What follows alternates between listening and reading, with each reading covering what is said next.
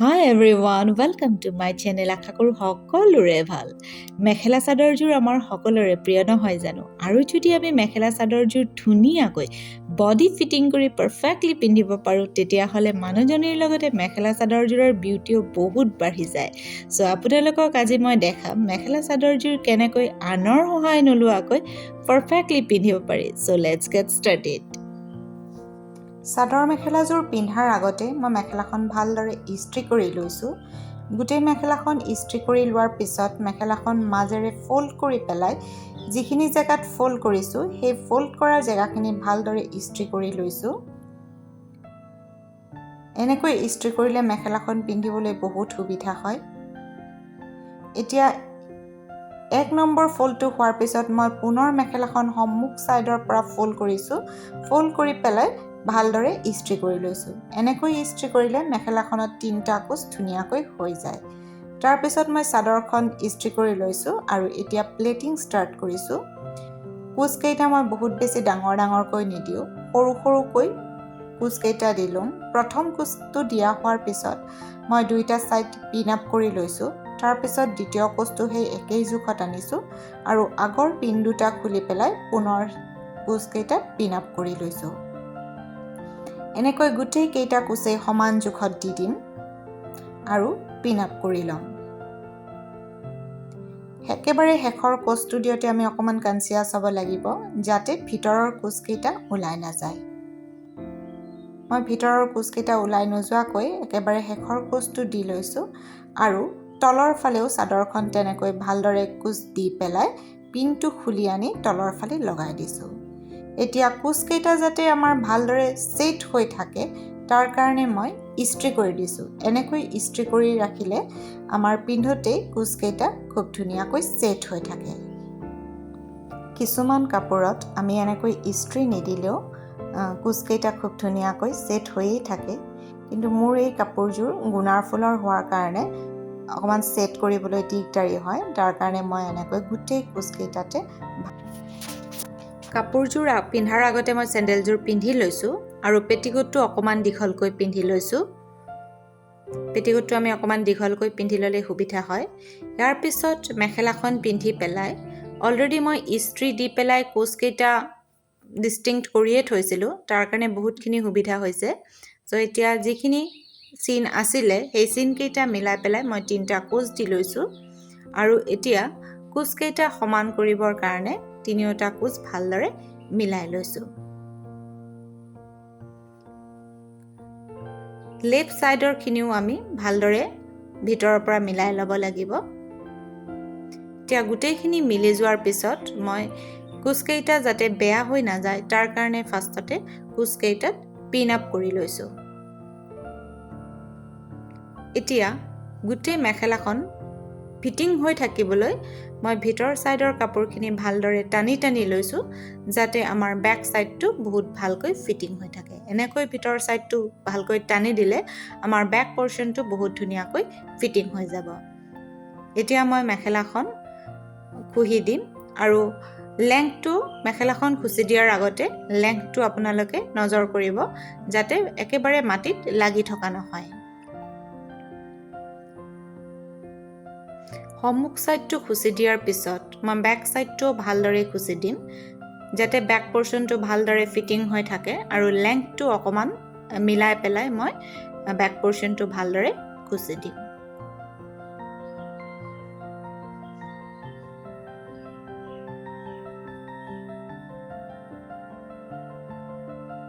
গোটেই ছাইডখিনি আমি ভালদৰে খুচি দিব লাগিব যাতে মেখেলাৰ কাপোৰ ওলাই নাথাকে। মেখেলাখন ভালদৰে খুচা হোৱাৰ পিছত আমি অলৰেডি মেখেলাত লগাই থোৱা পিনটো খুলি ল'ম আৰু মেখেলাৰ কোচকেইটা ভালদৰে ফিটিং হোৱাকৈ পিনটো লগাই ল'ম। এতিয়া মোৰ মেখেলাখন দেখিছে লেংথটো কিমান ধুনীয়াকৈ একেবাৰে মাটিতো লগা নাই আৰু বহুত বেছি চুটিও হৈ যোৱা নাই। এতিয়া মই মেখেলাৰ কোচকেইটা ফিট হৈ থকাকৈ পিন এটা লগাই লৈছোঁ। মেখেলাখন পিন্ধা সম্পূৰ্ণৰূপে ৰেডি হৈ গৈছে। এতিয়া মই চাদৰখন লৈ ল'ব লাগিব।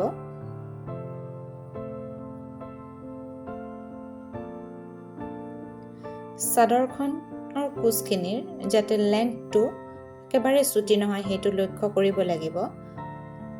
অকণমান বেছি দীঘলীয়াকৈ ল'লে চাদৰখন দেখিবলৈও ধুনীয়া লাগে। সেইটো কাৰণে মই আঁঠুৰ অলপ তললৈকে চাদৰখন লৈ লৈছোঁ আৰু ফিট হৈ থাকিবৰ কাৰণে ব্লাউজৰ লগত পিনটো মাৰি চাদৰখন পিন আপ কৰি লৈছোঁ। এতিয়া আমাৰ চাদৰখনত কুচ দিয়াৰ সময় আহিছে।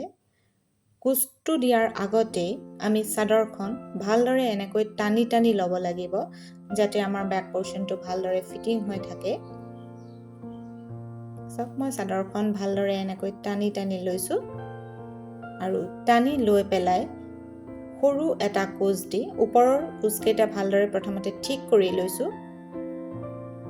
দৰে কুচকেইটা ঠিক কৰি লৈ বেক পৰ্চনটো ভালদৰে আৰু টানি ল'ম। এনেকৈ টানি টানি কাপোৰযোৰ পিন্ধিলে আমাৰ বৰ ধুনীয়াকৈ ফিটিং হৈ থাকে।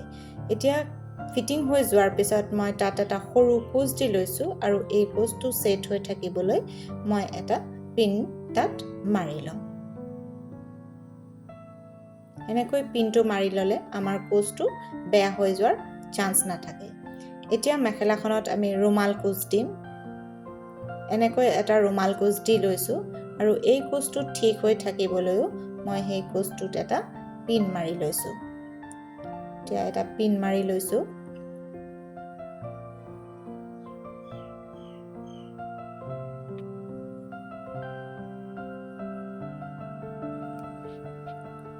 পিন মাৰি হোৱাৰ পিছত মোৰ কুচকেইটা যেতিয়া ভালদৰে ছেট হৈ গৈছে তেতিয়া মই ফ্ৰণ্ট ছাইডত চাদৰখন খুচি লৈছোঁ। ৰুমাল কুচ দিলে চাদৰখন খুব ধুনীয়া দেখি। এতিয়া ওপৰৰখিনি যাতে চাদৰৰ ভালদৰে ফিটিং হয় তাৰ কাৰণে মই তলফালেদি আৰু এটা পিন মাৰি চাদৰৰ কুচটো 1 নম্বৰ কুচটো ভালদৰে ফিট কৰি লৈছোঁ। এতিয়া আমাৰ চাদৰখনত লাগি থকা বাকী পিনকেইটা আমি খুলি দিব লাগিব। মই 2টা পিন চাদৰৰ পৰা খুলি দিছোঁ আৰু এতিয়া বেক সাইডটো ভালদৰে মিলাই লম।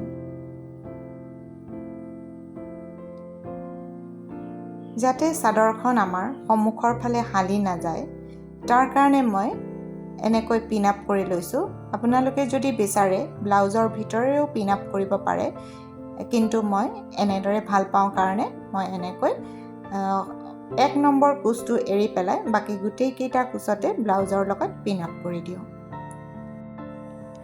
কাপোৰযোৰ পিন্ধা মোৰ সম্পূৰ্ণৰূপে ৰেডি হৈ গৈছে। এনেকৈ কাপোৰযোৰ আমি টানি টানি পিন্ধিলে খুব ধুনীয়াকৈ ফিটিং হৈ থাকে আৰু দেখিবলৈও বহুত ধুনীয়া লাগে। ভিডিঅ'টো চোৱাৰ বাবে ধন্যবাদ।